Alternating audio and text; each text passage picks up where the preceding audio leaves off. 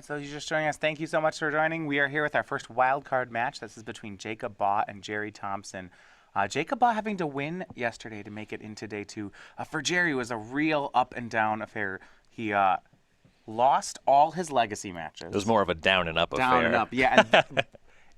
And then proceeded to go 4-0 and win all of his modern matches, leaving under just about 500 on day one. Yeah. Which is good enough to place him into the wild card round here on Sunday. Yeah, ended up picking a pretty solid deck for Legacy, but ending up in a pod that was very detrimental to that choice. Yeah, and these players actually played yesterday in Legacy. Gerry was playing Grixis Control, Jacob Baugh on lands. That one went in Baugh's favor. Gerry got wastelanded a lot in that match. It was actually the first match of the day for these two players. Baugh, very unhappy with how he played during the match, said he had quite a few errors, but the matchup's just strong enough that the deck wouldn't let him lose. Mm-hmm. Game one, though, Baugh, as the 8 seed, he'll be on the play. Starts with Vessel of Nascency. For Gerry Thompson, it's Expedition Envoy. And this is the thing where you realize this is a very different deck than something like White-Blue Flash. Right, and for Gerry, sometimes the mana base can be uncooperative in these two-color human decks with these allied lands. Prairie Stream, Port Town, they have a tendency to enter the battlefield tapped some percentage of the time, but Gerry here is able to present a 1-drop on turn 1. It's very powerful. For Baugh, he just fixes his mana up and leaves up Vessel. He'll go down to 18 from Expedition Envoy, and Gerry will add Smuggler's Copter to the table. This is an excellent start for Thompson. Baugh will try to get things set up. A Vessel of Nascency will find him the choice of Emrakul, Aetherworks Marvel, and a basic forest. Yeah, if he takes the Marvel, unclear if he already has a Marvel in hand, he's kind of on pace to have a potential turn 5 activation, though Gerry is applying significant pressure and could start untapping with some kind of counter magic disruption that could make that just not good enough. Absolutely. Jacob does still take the Marvels to go to his third turn. He does not have any energy yet, though. Maybe looking for something like a Woodweaver's Puzzle Knot or a Harnessed Lightning here. Right. Though if he has a Harnessed Lightning, it's a good chance that he just wants to take down this Smuggler's Copter. The card's very significant for Thompson. Yeah, it's interesting. In this match, a lot of times Harnessed Lightning has to spend all of its energy to kill a creature. Now, in this matchup, Gerry has a lot of cards like Expedition Envoy, where Baugh could kill and even get some energy left over. Mm-hmm.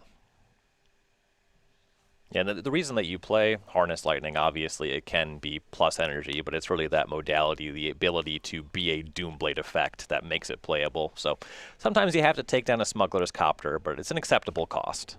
Jacob will keep going for lands, though. It's a copy of Traverse the Ulfenwald. And it'll find Ishkana Graph Widow. Yeah, actually, he already has Delirium here on turn 3, thanks to the Vessel of Nascency. All right, this would definitely be a strong play if he's able to make land drops up to turn 5. Kind of ignore the energy for now and then try to set up the Marvel. I was going to say, you're curving Marvel into Ishkana. It's not really making the energy you'd want, but maybe it doesn't matter. Aether Hub from Baugh will net him his first energy.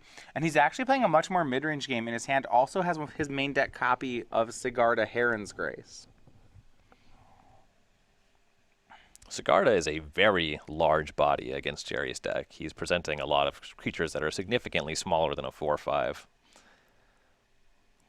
This deck does have 4 Declaration in Stone that could potentially deal with that, and 3 copies of Always Watching. Those matter more against Ishkana in terms of making his creatures comparably large, but a couple copies can put him on pace with Sigarda. We go back over to Thompson's third turn. He's got Baugh down to 18. He does have one of his 2 main deck copies of Revolutionary Rebuff, however. And since he just saw Jacob get an Ishkana, it'll be interesting to see how Gerry plays that one. So Gerry's actually got a lot of decisions that he's facing on this turn. He wants to crew the Copter because obviously looting is great. However, Baugh has red and a colorless up. He does not want to get Harnessed Lightning. So then there's some incentive to cast a creature and crew up the Copter instead of just using the Expedition Envoy he already controls. Right. If he casts a creature, he's taking down Spell Queller mana. He knows that Baugh has an Aetherworks Marvel. And yeah, it looks like that Spell Queller is just going to be the priority. He swings Expedition Envoy, not even crewing the Copter to put Baugh down to 16. And then makes 2 creatures and a Prairie Stream. So this is some really neat sequencing. Yeah, so I like here, he respected the Harnessed Lightning and said, you know what, you've got 1 energy. I can race a Marvel here.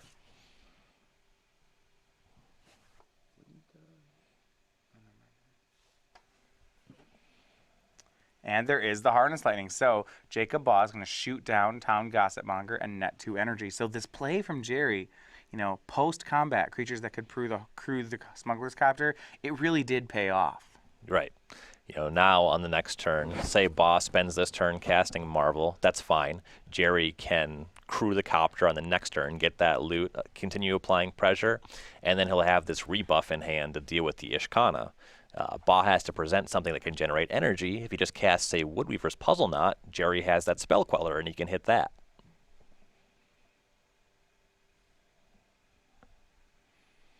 Fourth land from Jacob Baugh. You're right, though. There is a Revolutionary Rebuff and Spell Queller in Gerry's hand, so it seems like the game plan was to get out ahead on the board and then use those counter spells to maintain board presence. 3 energy, though, from Baugh. His hand has, looks like Chandra, Torch of Defiance, Aetherworks Marvel, Ishkana Graph Widow, Sigarda Heron's Grace, and second Aetherworks Marvel. So he has 5 cards that are all in the 4 or 5 mana slot. Chandra is really awkward on this board because you would want to use it as a removal spell immediately, and Gerry can use his Thraben Inspector to clean up the Chandra. It does buy you some time, though. Yeah, that's what Jacob's going to play. He's going to play Chandra, -3 her, to shoot down the Expedition Envoy. It does mean that Gerry will get to attack Chandra off the board with Thraben Inspector or Smuggler's Copter, but it's taking a lot of his pressure away. And that's what Gerry will do. Cruise Smuggler's Copter. He draws and discards. It's going to be a basic island. Chandra is down. And Gerry will add another Expedition Envoy to the table, still leaving up that Spell Queller. Yeah, and Baugh on the previous turn, given that he can't produce energy at any kind of guaranteed rate, has prioritized just casting and resolving these 5 drops. Gerry has a little bit of tools against that. He has the rebuff, but when the second one comes down, Jerry's going to rely on already being significantly ahead on board, which means he's going to need 1 or 2 more creatures. He's not doing too much just yet. Yeah, he's representing an attack for 5. We see Jacob Baugh attempt Ishkana.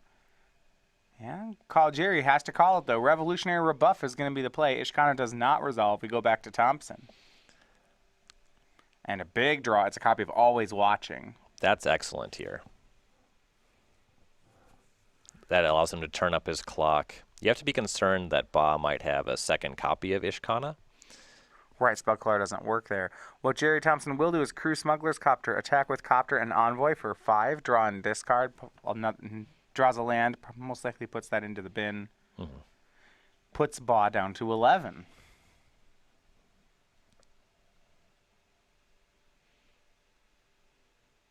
And we go back over to Jacob Baugh. Draws. It's a copy of Attune with Aether. And he'll go ahead and attune here. We'll see if there's enough to get the Spell Queller. It is not. Baugh goes up to 5 energy. Yeah, with Baugh having just face-up Aetherworks Marvel in his hand, not surprising to see Gerry pass on this one. Yeah, Baugh already has all of his colors, given that Aether Hub. And Sigarda is the play from Baugh, and this is some really great timing by the Naya Aetherworks player. Yeah, Gerry can't Spell Queller that one. He's already used his Revolutionary Rebuff. Yeah, and this card is going to be very powerful on the board. The 4/5 Sigarda both gives Jacob hexproof and his humans hexproof. For 2 mana, he can exile a card from his graveyard to get a 1/1 white human soldier. He's got plenty of cards in his graveyard for this. It's decision time for Thompson again. He can crack his clue and try to find his second copy of Revolutionary Rebuff, or he can commit Spell Queller and just try to race this Sigarda. If he just casts Spell Queller, goes to his turn, cast Always Watching, he can chip in, do a considerable amount of damage. He has to throw something away in combat. And then he has to be worried about a stream of ground blockers, not to mention the fact that the Sigarda is large enough to eat any of his flyers in combat. This is just the good play here by Jacob, though, to not ever give Gerry an opportunity to convert a Spell Queller. Right. And it's also true that just given the makeup of his hand, the fact that he does not have a lot of energy producers, his 5 drops just mattered more than the Marvel as well. Looks like Gerry decides to crack the clue, maybe hoping to hit a Revolutionary Rebuff or a Declaration in Stone. He hits neither, though. He draws into a basic Plains. And now we go back to Gerry's 5th turn. Draws again. It's another basic plains. No help and no answer for the Sigarda. And given that he didn't cast a Spell Queller, he doesn't have a particularly good attack on this turn. He also is yet unable to cast Always Watching and Spell Queller on the same turn. Land 5 from Thompson. And this is dicey now. As to what he actually wants to do here. If he lets Jacob untap with the Sigarda, things are going to get a lot worse. It becomes problematic. Attacking into it right now, though, would be extremely unprofitable. He has a 2-1, a 1-2, and/or a Smuggler's Copter. He can maybe chip in for 2 damage on this turn. It just doesn't incentivize him to attack at all. Yeah, he wants to wait until he can find that declaration. Comes to the same conclusion. He will pass back to Baugh, who draws a copy of Nahiri the Harbinger for the turn. So now Baugh untaps with a hand of 2 Marvels and a Harbinger. They're all 4-drops. They all get spell quelled. He has the option to try for either of them or to simply make 1/1s with his Angel. Yeah, the 1/1s definitely provide him some blockers on the ground. Even if you cast one of these 4s, you can still make a 1/1, given that Thompson doesn't have that lock going on. I like just jamming 4-drops and making 1/1 a turn. It's going to be Aetherworks Marvel from Baugh. Gerry will spell quell it, and Jacob passes the turn. Yeah, and now if Gerry draws Declaration and has a line to get aggressive, then Nahiri would be... Well, actually, you can't exile a Spell Queller if it's Vigilant if Gerry has Always Watching. But theoretically, if Gerry just has Declaration, Baugh could leverage the Nahiri that way. Gerry draws to the turn, and it's a copy of Town Gossip Monger.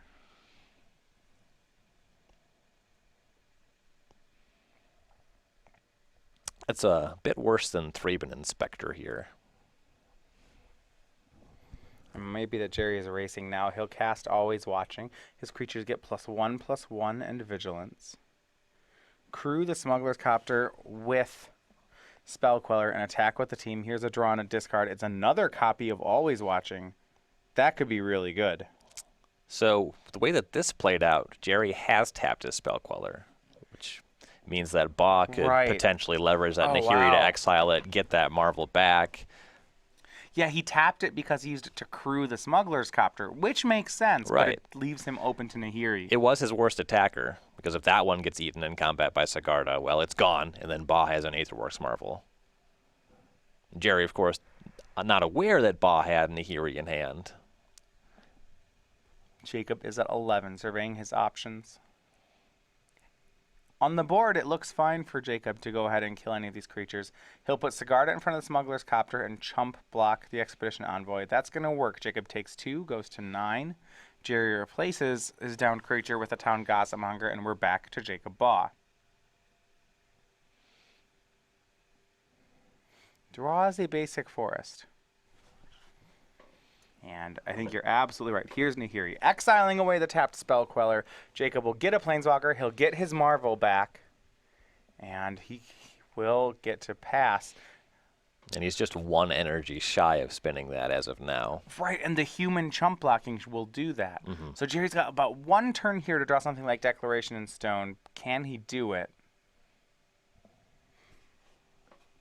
We know going into the turn he had an Always Watching. And I think it might have been Thalia's Lieutenant that he picked up next to it. Lieutenant can make his creatures quite large. Yeah, that's a lot of Anthems in one spot. Yeah, you probably just jam both, shove, and find out what happens. That looks like the play. He's going to jam both. So all his creatures now getting +3/+3. So we're looking at a 4/5 Inspector, a 5/4 Envoy, possibility of a 7/8 Gossipmonger. And Jacob's only at 9. And Jacob only has the mana to make 1 human to chump block here. Yeah, now when it chump blocks, that'll be the 6th energy that Jacob's looking for. Right. Currently, the Thraben Inspector is a 4/5, so that's a free block for the Sigarda, though Jacob does have to be concerned about his life total. He is at 9, and, when it comes to spinning Marvel, you're not really guaranteed to find something. It's just 6 cards. So Jacob will make a human. And the difficult thing here is that there's not a creature that Sigarda can kill without her also dying. Right. She either bounces or she trades.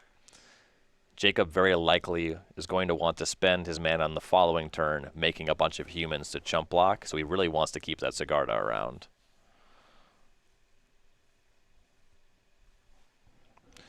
Notably on the following turn, actually, if Gerry's attacking Nahiri, Jacob wouldn't be able to exile an Always Watching. Right. But yeah, he would definitely want to leverage the Nahiri next turn to make these creatures smaller so that his Sigarda has better blocks. Well, it looks like he will have the option.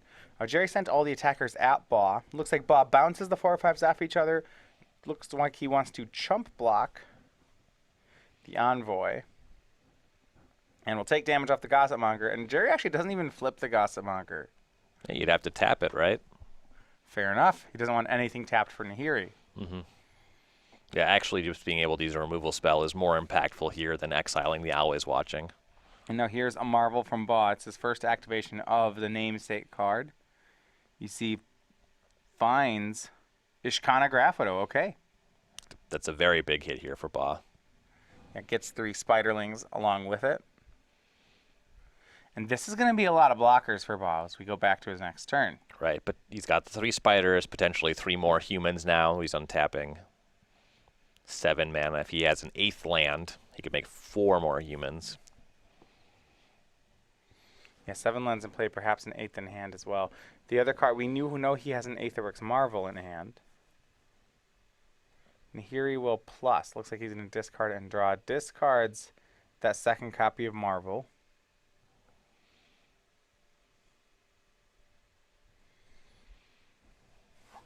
Right, a lot of cards in the graveyard for Sigarda. Yep. Tons of blockers for Baugh, and now as soon as he's able to produce an Emrakul, he'll be able to just devour Gerry's board. And looks like Baugh continues to develop his board. It's Emrakul, the Promised End. He has enough mana. You see tap 6, 7 card types in the graveyard. He's going to control Gerry's next turn, and this is a big, big exchange for Jacob Baugh. Yeah, finding the Ishkana off of the Marvel is definitely big. You know, he'll have a lot of chump blockers even if he didn't have Emrakul, but then he does have Emrakul. Suddenly, Gerry is just going to make a bunch of attacks. You know, his only way to potentially win this game was getting in some chip shots, and that's just not going to happen with this volume of chump blockers. And now that the Emrakul forces them to just die in combat, it's certainly not going to happen.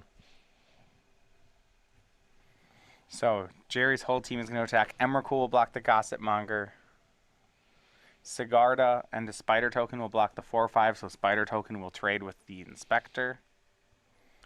Expedition Envoy, that's a 5/4. So it looks like it's going to be double blocked by a Spider Token and Ishkana, and Jacob is going to order those in the wrong way.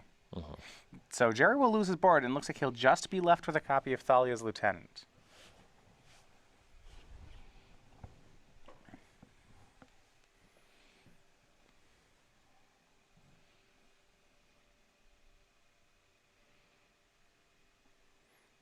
Decides to go back and chump block the Lieutenant, or the Rabble, and then kill the Lieutenant. See, the thing I like about this play, and why Baugh is making this decision to reorder, is the Rabble just has to attack on Gerry's next turn. So he'll get to eat that one with the Emrakul next turn, regardless. He'll just use that Reflector Mage to, say, bounce a Spider, maybe even bounce his Ishkana. Yeah, it definitely makes sense. So it looks like he trades 1 Spiderling for 3 of Gerry's creatures. It's a favorable exchange. Let's make that 2 Spiderlings, but still a great turn for Baugh.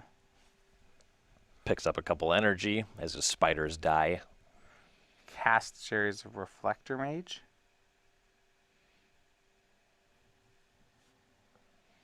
Bouncing the Ishkana back to his hand. Well, that seems great. Yep, and now be 17 flying power on the battlefield for Baugh. Thompson still at 20, but it does not take long to close the game from here. Interesting about Reflector Mage with an Emrakul turn. That creature's owner can't cast spells with the same name as that creature until your next turn. So if on an Emrakul turn you play your opponent, make your opponent play a Reflector Mage, as Jacob did on the Ishkana, it doesn't really have that secondary effect. On Jacob's next turn, he can cast Ishkana again because Gerry has had another turn. Yep. One of many reasons to love Emrakul. Well, now Gerry draws another Reflector Mage for the turn. This time he reflects Emrakul back into Baugh's hand. So that removes the ability for Baugh to eat the Incited Rabble here, though Gerry's still not able to make inroads on Baugh's life total. Not to mention that Baugh now has an Emrakul. He can't cast that one on this turn because Gerry has not taken another turn, but he has the Ishkana to produce more chump blockers. Draw from Jacob is another Aetherworks Marvel.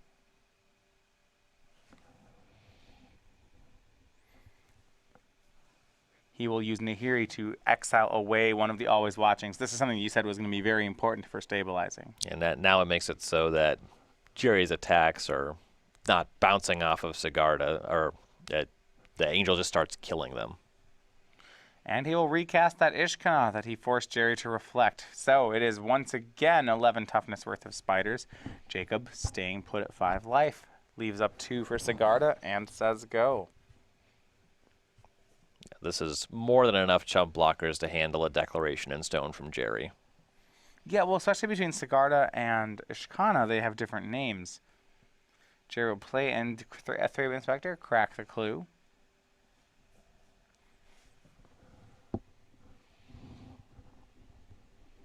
Yeah, so the Incited Rabble will have to attack here. Currently has 4 power, but I expect Baugh to just throw a spider in the way. Yeah, currently, yeah, so it's a 4-5. Can pump up to a 5-5. Mm-hmm. No reason to throw away Ishkana or Sigarda. Yeah, you can still put a spider in front of it.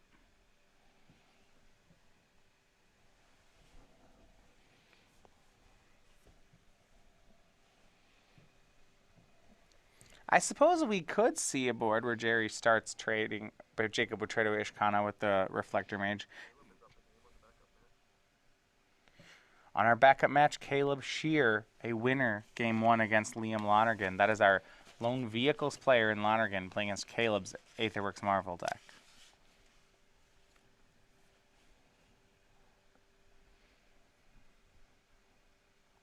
All right. Gerry did pick up Declaration. He's been thinking about how he wants to leverage that, making sure that there's no way that he could really punch through here. Because now that he cast a Declaration, even if he hits the Spiderling, something the Rabble doesn't have the mana to actually eat either of the 5-drops in combat. Looks like he chooses to use Declaration in Stone on Sigarda. In response, Jacob will make a human, but then he loses his Angel. Gerry's going to swing the team. Yeah. Sigarda's a 4-power creature, so it could eat the Reflector Mages in combat, where the Ishkana can't do that alone. Not to mention that it generates more value down the line.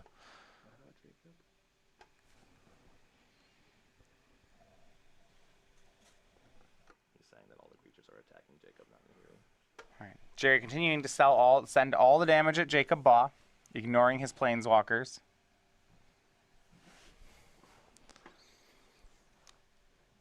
So the Rabble is actually a 4-5, not a 5-5. Gerry does not have the mana to pump it, so that means it's pretty safe for Ishkana to get in the way.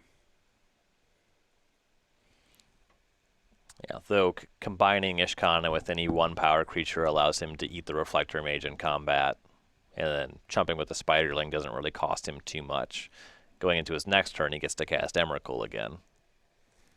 Yeah, and that's going to look like those are going to be the blocks. He has a chump block on a Reflector Mage. Ishkana will bounce off, and a soldier token will take down a mage. Mm-hmm. And now Baugh's back up to 6 energy. Oh yeah, he did lose 3 creatures that combat. We'll see. Yeah, he'll spin Aetherworks Marvel again on end step. 6 more cards. See what he gets. Could be anything. And what I mean by that is it could be anything, and it would be good enough to win this game from this point. Yeah, Jacob really pulling away. This next turn he'll get to play that Emrakul again. It looks like this Marvel actually might be hitting Servant of the Conduit. That sounds like anything. Book it.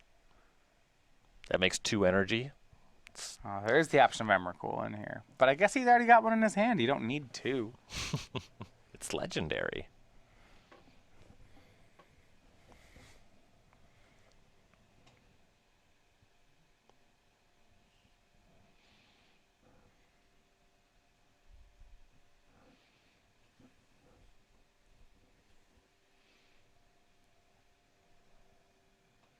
And it is going to be Servant of the Conduit. Okay, a little underwhelming. A 2/2 for 2 that brings 2 energy along with it. That's what's found off the Aetherworks Marvel.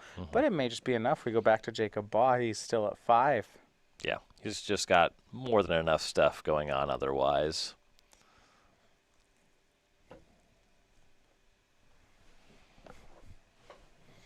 Still has that clue token as well. Remember, stacking a clue will give him a 3rd energy if he needs it. And a fresh card. But it looks like Jacob's going to go back to the Eldrazi. Here's that same copy of Emrakul. Yeah, it's smart to think about what your other options are, spend some time mapping out your turn, though it's generally going to be the case that you want to be promising the end of the game.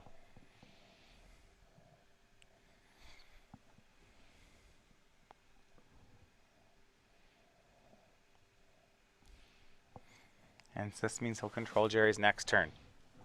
Gerry has 3 creatures. Baugh may just be able to kill all of them. Attune with the Aether, Baugh going back to 4 energy, getting close to spinning that Marvel again. Maybe get a second Servant of the Conduit.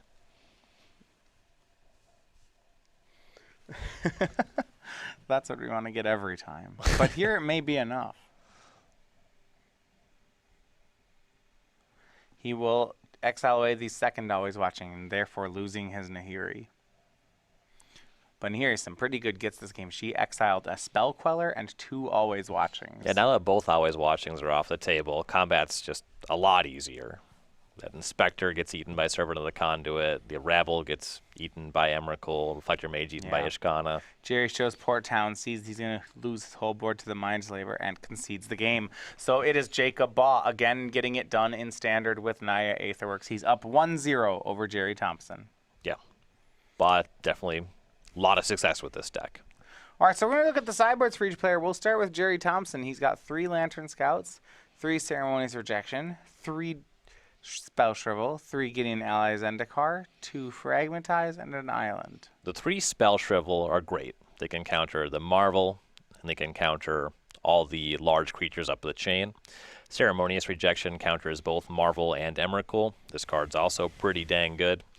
There's some argument for 1 or 2 Fragmentize just to deal with the Marvel. As we saw, the Marvel kind of lingered in that game. Sometimes you're able to catch them where they cast it and they don't have the requisite energy. You just destroy it right away. And sometimes 1 activation isn't good enough, so that's all reasonable. Probably bring in the Island because you're bringing in all these blue spells. Yeah, it's pretty interesting because Jacob Baugh's Marvel that game didn't do all that much. He tapped it twice and he found an Ishkana and a Servant of the Conduit. This is good, but not great. Yeah. Mostly the fact that you can counter the 13-13 aspect of Emrakul with a rejection.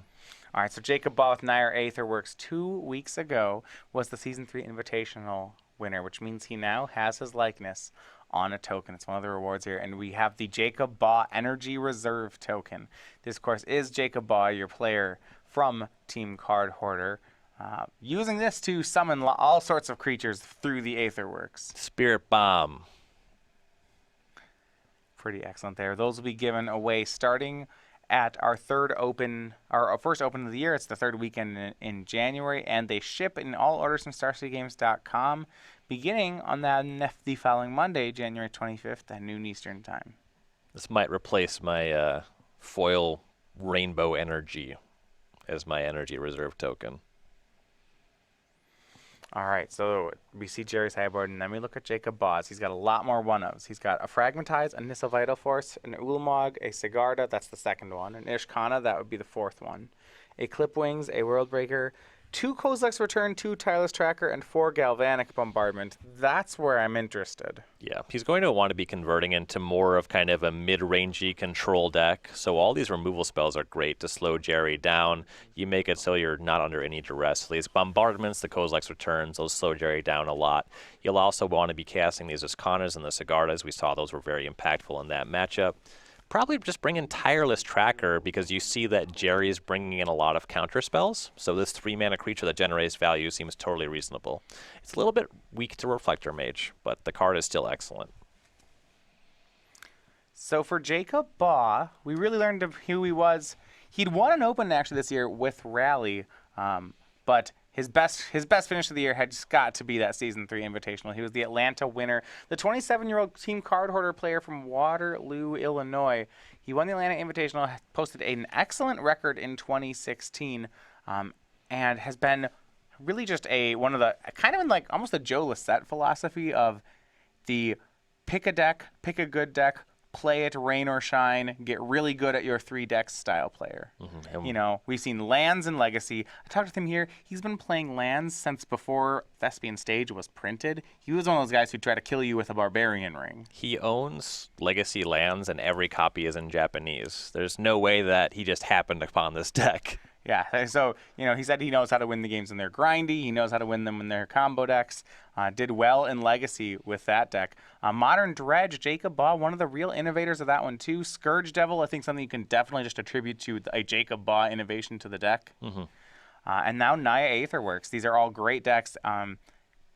These are multiple tournaments in each format with these ones. Several players in this tournament, they were focusing very heavily on metagaming properly. Jacob Baugh, he's just going to play the decks that he knows how to play. He says, I think these decks are very good. I think that I can play all of these decks well, and that's really what matters. I'm not going to try to outthink myself. You know, and you see so much value. For example, yesterday, we had a player with a great legacy, with a great modern set of results, Brad Carpenter, try to mix things up for the Players' Championship playing Grixis Delver, and it really just backfired on him. You know, he's one of the first players eliminated, didn't win a match with Grixis Delver. That's just something which I don't think Jacob Baugh would ever do. No. Carpenter was really concerned that people were gunning for Infect so aggressively, and he spent a little bit of time working on Grixis Delver. He did play it in a Modern Classic previously, and he's been working with Kevin Jones, though. The deck is just very difficult audibling in a format as large and diverse as Modern or Legacy. It can often be a very punishing decision. Yeah, so Baugh now up a game on Gerry Thompson. Now, if you want to talk about someone who's definitely willing to play a different deck at every tournament, Gerry Thompson, the 32-year-old from Minnesota, 22 Open top 8s, 5 wins, 7 Invitational top 8s, 2 wins. Talking about deck selection, Gerry Thompson's the only player I know on the when we had our opens every single weekend who would win an open, win every round of an open, and then show up next week with a completely different deck. Yeah. You'd be like, Gerry, you didn't even lose a game. Why'd you change decks? He's like, oh, this one's better now. The Gerry Thompson notebook it's like a relic in the world of Magic. Just being able to see those notes would be so beneficial to the average Magic player. See, I don't know about you. Every time I've won a tournament with a deck, I'll just play it until I start losing horribly. I frequently put up a min cash in a tournament, and I don't want to put my deck down. Yeah, as long as you're like, I won a match, we're good. I top 32'd with Delver. Delver must be great. Definitely different styles here from the two players. Now, on our backup match, we do have our first result here. This is the wild card match between Caleb Shear and Liam Lonergan. The winner of that one, that's going to be Caleb Shear. He moves on to the quarterfinals. All right. Lonergan's sideboard didn't really come into play there. Attune with the Aether, turn 1 from Jacob Baugh. He's under some pressure, though, for Gerry Thompson. He starts out the game on the Town Gossip Monger. You know, now as we are in the sideboarded games, Baugh is going to have more answers to this, though Gerry is able to transform the Gossip Monger.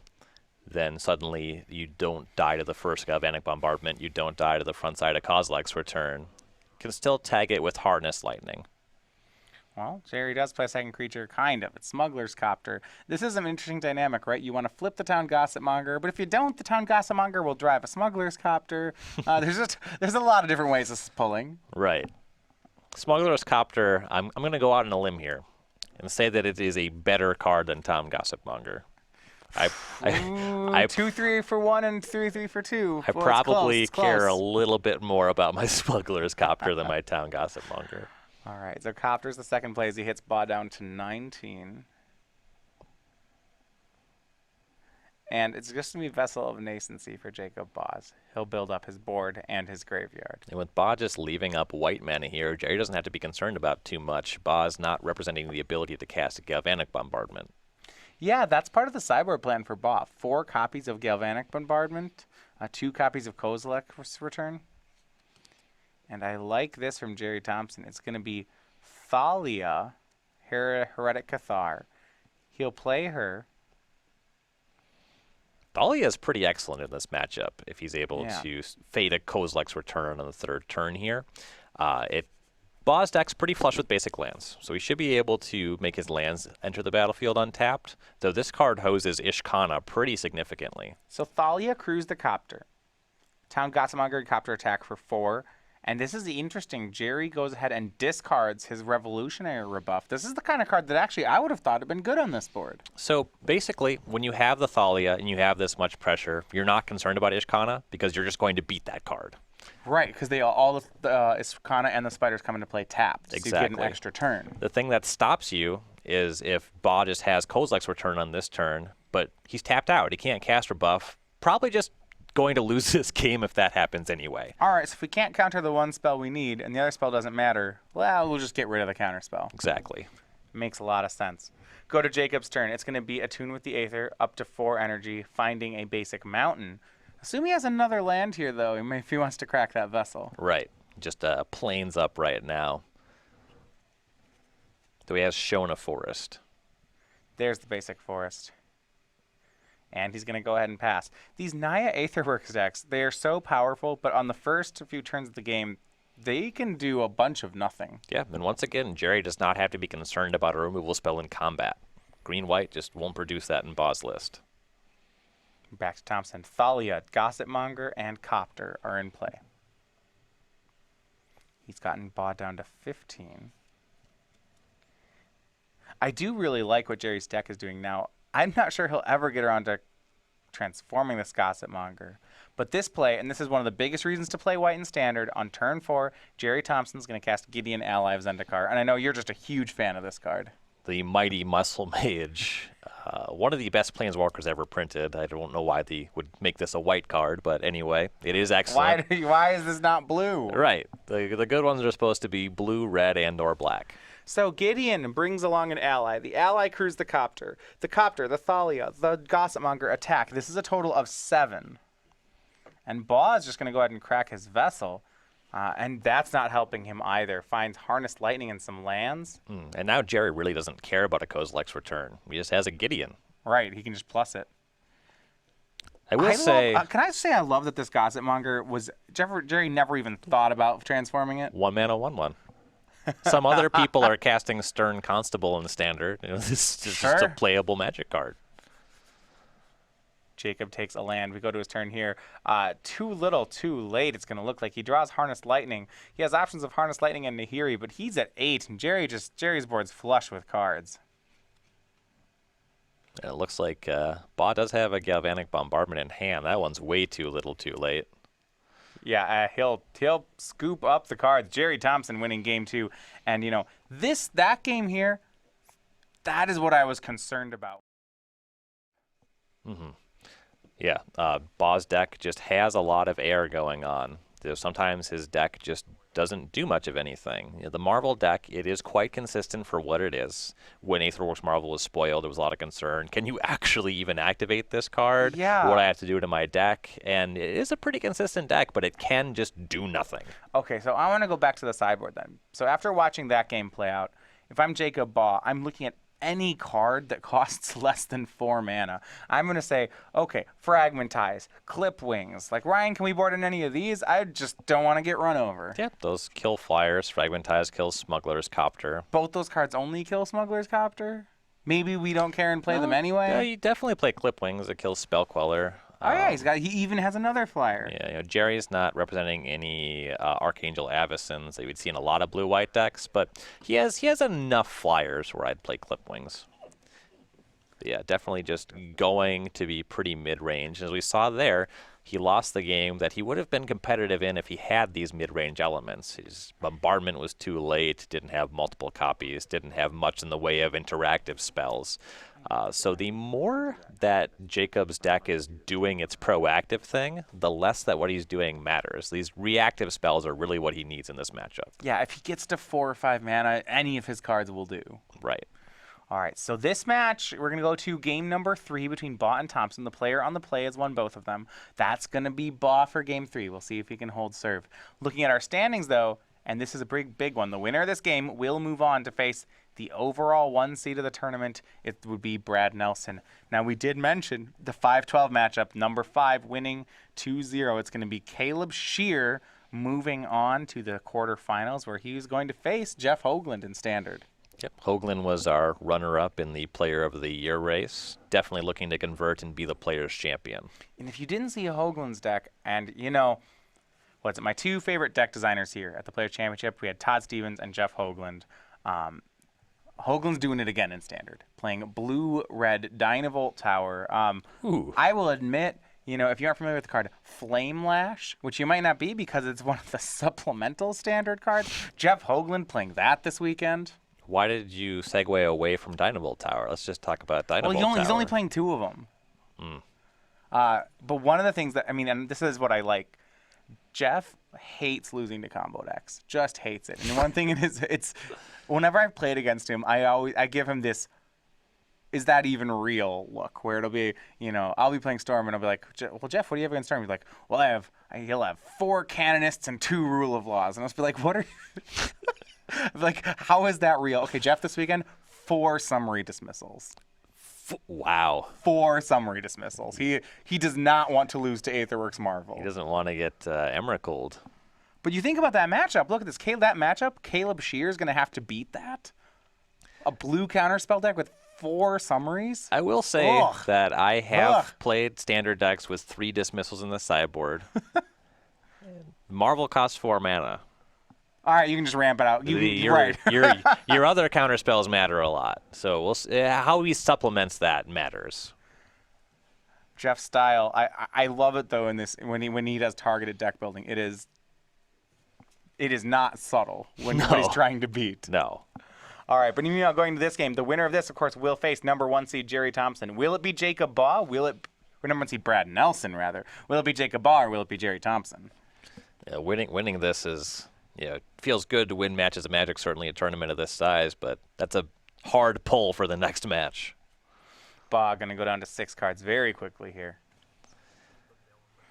So over at StarCityGames.com, we are running, of course, our weekly sale. This is Different Things in Sale on the SCG store every single week. Different deals. So this week we have been running up to 50% off different select standard singles. So cards like Aetherworks Marvel and Chandra Torch of Defiance you see here, both in Baugh's deck. This sale ends tomorrow at 11 in the morning. So pick up your standard cards while they are cheap and check in again tomorrow for next week's sale. StarCityGames.com. After some thought, Gerry's decided that he's going to join Jacob on a 6-card hand. Yeah, he looked a little bit pensive. I couldn't tell if it was just regular Gerry things or if he was actually concerned about his hand. But yeah, going to 6. He's never a player that looks terribly enthused about his opener. It is what it is. I drew the cards in my deck.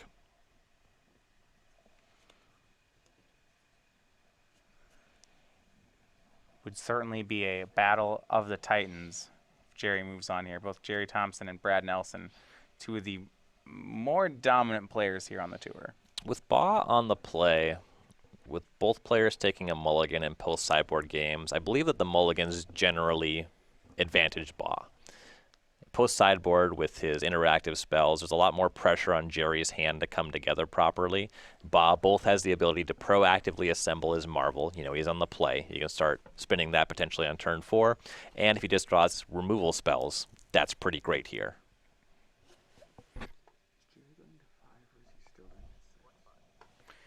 Gerry Thompson going to go to 5 cards here.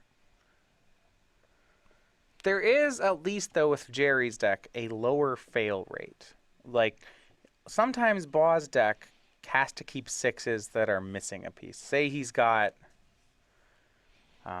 Attune, a land, and a marvel. You know, maybe attune 2 lands and a marvel on the play. He's going to keep it every time. Sure, and he has some hands that are crutching on a Vessel of Nascency, finding a piece, which is consistent. Right. You look at 4 extra cards, but you don't always find it. They're good keeps, but they miss. For Right. Gerry Thompson, you give him a Plains and a Town Gossip Monger, and he's probably already keeping. Savannah Lions does the same thing every time. Right.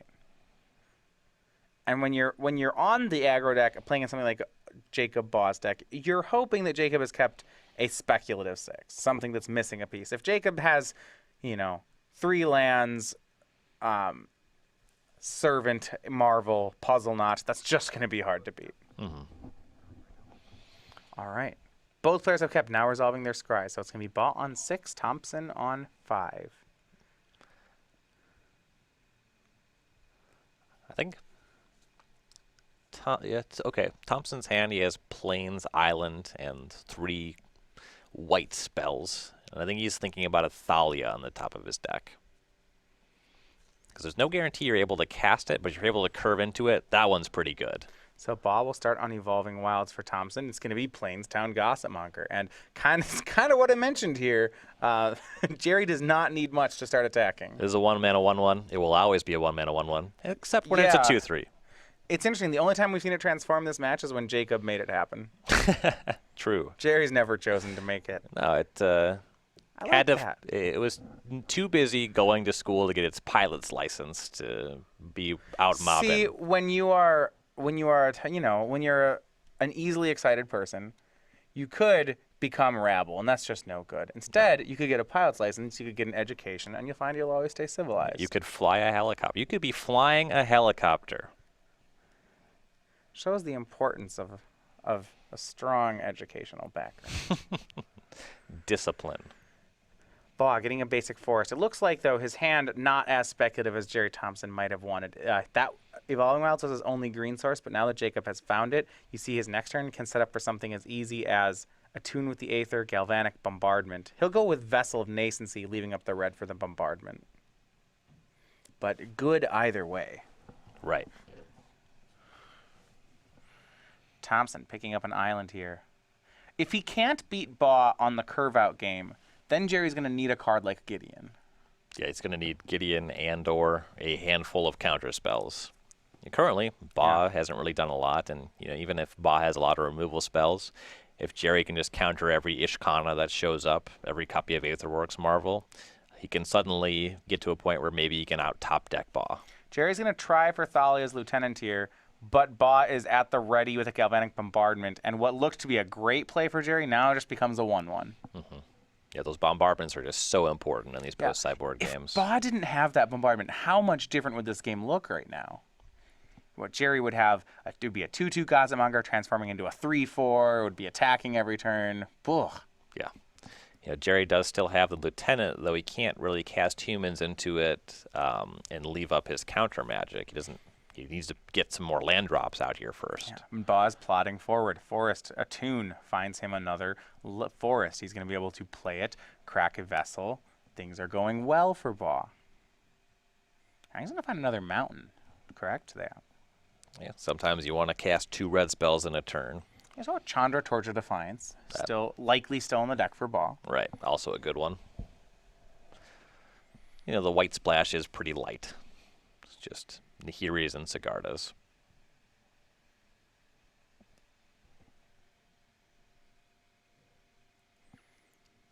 Just 2 basic mountains and that one of plains. Of course, once the deck draws 1 Aether Hub, all of these things are rather trivial. Aether Hub, yeah, so strong in this deck. You even see it being used to pay for things like Ishkana activations. It's a deck that has no natural black mana. Mm-hmm.